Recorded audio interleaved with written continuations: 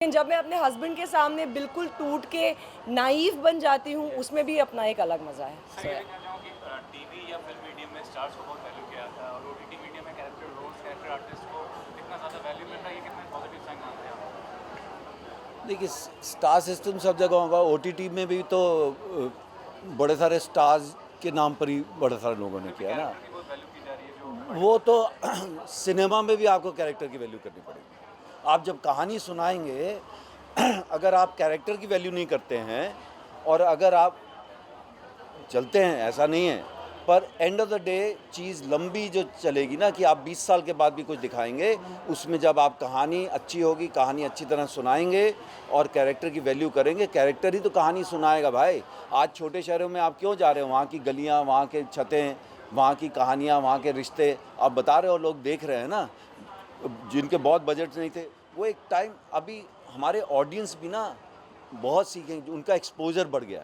जब हमने सलीम लंगड़े पे मत रो बाग बहादुर की थी तो एक नंबर एक ऑडियंस का, अब वो स्वेल्व अप होके ना, अब वो सिनेमा अच्छा रियलिस्टिक सिनेमा ढूंढ रहा है, कैरेक्टराइजेशंस ढूंढ रहा है। पर वो हमेशा ज़रूरत थी, वरना बलराज साहनी को आप याद ही नहीं करते, बिल्कुल। मोतीलाल को आप याद ही नहीं करते, अमरीश पुरी, अमजद खान को आप याद ही नहीं करते। जी। वो हमेशा रहेंगे क्योंकि वो एक्टर्स हमेशा रहेगा। स्टार्स आके लोग भूल जाएंगे, जो एक्टर है। आज आज विक्की कौशल और ये सब जो यंग लड़के हैं, they are playing characters, you no.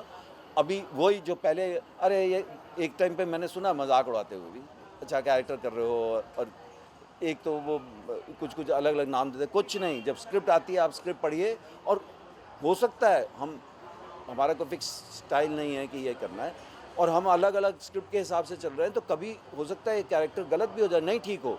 लेकिन मैं हमेशा कहता हूँ, फेलियर आर्टिस्ट का हक है। आप कुछ नया ट्राई कर रहे हैं तभी तो गलती कर सकते हैं, 100% श्योर नहीं होता। इसीलिए हमारे जैसे एक्टर्स तो भाई, हम कहते हैं घास की जो ढीठपना ना, परसिवरेंस, वो है, पेड़ की पेशेंस है, तभी बैठे हुए हैं। बहुत पहले जब ब्लैक फ्राइडे आई तो एक फिल्म मेकर ने बोला आप गायब होते हैं फिर आते हैं। मैंने कहा भाई, हम तो शिकारी हैं, मचान पे बैठे हैं, जब अच्छा शिकार आता है तो कूद पड़ते हैं, नहीं तो इंतज़ार करते हैं। कौन कौन घर बैठना चाहता है? हम सब काम करना चाहते हैं। जी सर, सवाल था पीयूष, इसका पार्ट 2 आएगा? जी जी जी जी सर, पूरी उम्मीद है, आपको बहुत जल्दी उसमें इंटीमेट करेंगे। जाट मरा तब जानियो जब 13वीं हो ले। अब हमारा ये लिखेंगे तो हमारे सर लिखेंगे तो ही हम अरे अरे अरे हमारा स्टार थोड़ी लेट एंट्री करते हैं। नहीं, मैंने एक प्रोग्राम में देखा था, उन्होंने बोला था कि लेट जाओ और जल्दी निकल जाओ। जल्दी ऐसे कहते हैं स्टार एंट्री। बस जल्दी से नहीं, पूछ लीजिए जा रहे ये हैं। कुछ इन्फ्लुएंसर टाइप के होते हैं ना, जो सिखाते हैं कि ऐसे मतलब इम्पोर्टेंट कैसे लगना है। तो ऐसे कुछ वीडियो था यूट्यूब पे या इंस्टाग्राम में, पता नहीं, देखा था मैंने। उन्होंने कहा था कि जल्दी जाओ, हमेशा जल्दी जाओ, जो और पूछना फिर है नहीं लेट जाओ और जल्दी और ये निकल जा जाओ। रहे हैं, अभी पूछ लीजिए। हाँ, तो वैसा पहले तो कॉन्ग्रेचुलेशन, बैक टू बैक आप धमाका कर रहे हो ओटीटी क्या बात है। प्लेटफॉर्म। इससे पहले भी एक बड़ा धमाका किया जो लोगों को काफ़ी पसंद आया, एंड इस कैरेक्टर को स्पेशली काफ़ी सराहा जा रहा है। क्या कहना चाहोगे सर, किस तरह? देखिए, मुझे पहले से पता था कि मैं धमाकेदार हूँ। अब लोग भी समझ जाएंगे। लोग नहीं मान रहे थे। डायरेक्टर जी, आपसे मेरा सवाल जी, जी। रहेगा, क्या कुछ आपके मन में चल रहा था जब आप स्क्रिप्ट इसके बारे में लिख रहे थे, और इतने बड़े बड़े कलाकार आपके शो में आए, किस तरह से थॉट प्रोसेस था? स्पेशली गौहर जी को एज अ पुलिस का किरदार देना, क्या कुछ था?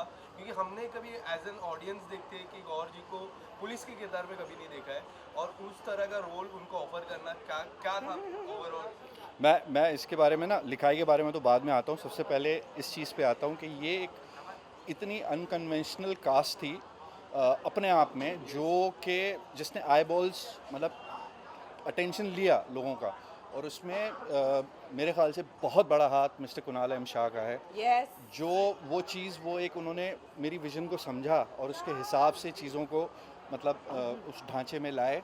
जहाँ तक सवाल है गौहर का, तो मैं आपको सिर्फ यही कहना चाहूँगा कि हम जब बैठते थे सेट पे, और एक 5 फुट 9 इंच माशाल्लाह से आती थी वो यूनिफॉर्म पहन के, तो खुद अंदर से एक जज्बा आता था कि कोई आईपीएस आ रहा है। तो हम लोग वो आउट ऑफ रिस्पेक्ट वो चीज़ हो जाती थी कि नहीं, एक आ रहा है। तो एक मेरे ख्याल से एक्सप्लोर करना और चीज़ों को कुछ अलग जिसे कहते हैं नज़रिए से देखना बहुत ज़रूरी है आज के वक्त में।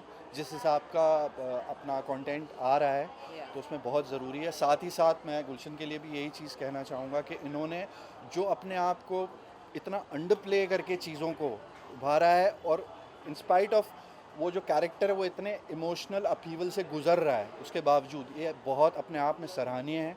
Because you have to stand out कि आप अपने आप को डाउन प्ले कर रहे हो, उसके बावजूद आप स्टैंड आउट कर रहे हो, ये बहुत बड़ी एक उपलब्धि है मेरे ख्याल से फॉर एन एक्टर। और साथ साथ मैं दद्दा के लिए ये चीज़ कहना चाहता हूँ, मेरे लिए तो दद्दा हो गए हैं, मैं अब पवन सर कहते ही नहीं हो, मेरे लिए दद्दा हैं, तो उनके लिए क्या कह सकते हैं। मैं तो बस ये सोचता था कि मैं जो भी करूँ सर के साथ वो मैं जस्टिस कर पाऊँ, बिकॉज़ इतना लेजेंडरी एक्टर, उसको मैं और उनके कैरेक्टर को मैं कहीं से गलत नहीं पकड़ सकता हूँ। Like it has to be dot on. तो ये सारी चीज़ें हैं, एंड इसमें बहुत बड़ा हाथ कुणाल अहमद शाह का है, मैं बोलूँगा। और दूसरी चीज़ जो सबसे इम्पोर्टेंट है वो ये है कि मेरा प्रोड्यूसर वो like he was like a rock, और जो मैं चीज़ मांगी है, मैंने ज़िद करी है, जो भी करी है वो इन्होंने पूरा करके दिया है। और अब मैं उसके साथ साथ लिखाई पे अगर आता हूँ तो मैं सिर्फ एक लाइन कहना चाहता हूँ कि ये स्कैम था, सब कुछ है, लेकिन मैं स्कैम को ना कहानी पे हावी नहीं होते देख सकता था। तो कहानी क्या कहूँगा मैं, तो मैंने दिमाग में मेरे एक ही चीज़ रहती है कि हम सब लोग अपनी ज़िंदगी के हीरो हैं। तो मैंने वही स्क्रिप्ट में उतारने की कोशिश की कि हम सब अपनी ज़िंदगी के हीरो हैं, चाहे वो गुलशन हो, चाहे वो सर हो, चाहे गौहर हो, और बाकी सारे किरदार, वो सब अपनी अपनी ज़िंदगी के हीरो थे। That was it. Thank you sir. शुक्रिया। और आज आपसे पूछना चाहूँगा कि बीइंग एन ओटीटी स्टार, लेकिन फिर भी क्या प्रेफर क्या करोगे आप OTT स्टार? हमें भाई हमने तो ना star, बचपन से ना फिल्में देख के बड़े हुए हैं और वही करना चाहते थे, तो दो बड़े पर्दे पे आना हमेशा एक स्पेशल चीज़ है। आर्टिस्ट एप्रिसिएशंस भी है नहीं नहीं, कोई अप्रेंशन नहीं है। जैसे अच्छा कौन? काम, बताइए। अच्छा काम, जैसे जॉन इब्राहिम की बात कर रहे हैं उनको ठीक है, उनकी सोच उनके लिए सही है, उनकी सही है। मैंने ज़्यादा सोचा नहीं इसके बारे में। मैं लॉन्ग फॉर्मेट्स में काम करना चाहता हूँ। हर किसी की एक चॉइस होती है। जैसे टेलीविज़न में मैं शायद काम नहीं कर सकता हूँ, क्योंकि जिस तरह का काम होता है, जिस तरीके से काम content होता की है, वजह से। कंटेंट नहीं, स्टाइल ऑफ वर्क भी मैंने देखा है, वो मुझसे होगा नहीं। तो लेकिन सीरीज़ फॉर्मेट में हो सकता है, क्योंकि ये एक कई मैं ऐसे देखता हूँ कि ऐसे 4.5 या 7 घंटे की फिल्म है, अलग अलग पार्ट्स में। तो और ज़्यादा जो तकनीकी मामलों में भी ज़्यादा डिफरेंस नहीं है OTT सीरीज़ में और फिल्मों में। वही एक्टर्स, फिल्मों के एक्टर्स OTT में काम कर रहे हैं, तो मैं इसे एक फ़िल्म की तरह ही देखता हूँ।